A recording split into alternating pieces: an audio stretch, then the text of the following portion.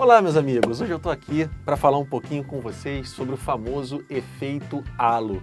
Muitas vezes a gente gera determinadas situações porque a gente não conhece isso, então é muito importante estarmos atentos ao que é. Quando a gente vê uma característica interessante numa primeira vez em um determinado aluno, a gente tende a estender essas características para outras coisas. Por exemplo, determinados alunos que têm grande qualidade em sala de aula, os professores tendem a aumentar essas características, tornar ele ainda maior. Então, por exemplo, um aluno que o professor considera como bom, se ele faz um comentário na aula incompleto, o professor de repente apenas completa, mas dá razão a ele. Um outro aluno que nem tem um rendimento tão bom ou que o professor não tem tanta afeição a ele, se fizesse o mesmo comentário, de repente o professor teria corrigido.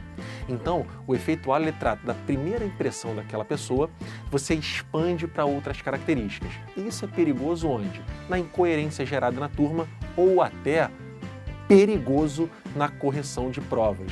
É muito complicado um professor, por exemplo, quando corrige prova, saber o nome do aluno, porque ele pode ter uma mão mais leve para quem ele acredita que tem um melhor desenvolvimento e uma mão mais rígida, mais pesada para aqueles que não têm um bom rendimento assim.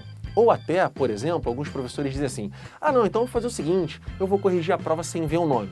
Aí a pessoa abre todas as provas para não ver o nome e começa a corrigir. Mas o efeito halo, mesmo assim, é capaz de contornar essas situações. Por exemplo, se a gente vê uma resposta brilhante na primeira questão, acaba tendenciando, caramba, que genial essa primeira resposta, e acaba tendenciando para as demais, corrigindo com uma mão mais leve.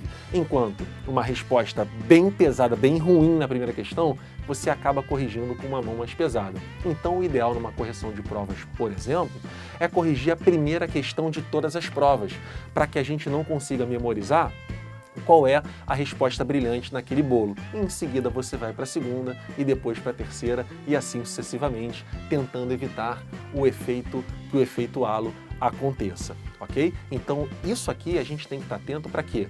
A gente haja sempre com coerência em sala de aula. Se a gente tiver que corrigir um aluno, ele sendo bom ou sendo um aluno fraco, a correção deve ser a mesma. A gente não deve se deixar levar pela primeira impressão do aluno, porque senão a gente tende a expandir aquela impressão às demais características. É muito importante que a gente tenha coerência e consistência. O certo é certo, o errado é errado e deve ser corrigido da mesma maneira para que o efeito halo ele não se prolongue ao longo das nossas aulas. Até a próxima dica e um grande abraço! Quer elaborar aulas mais eficazes? Então se liga no canal do Novo Professor. São técnicas que você pode usar imediatamente para tornar o ensino e o aprendizado mais eficazes. Confira!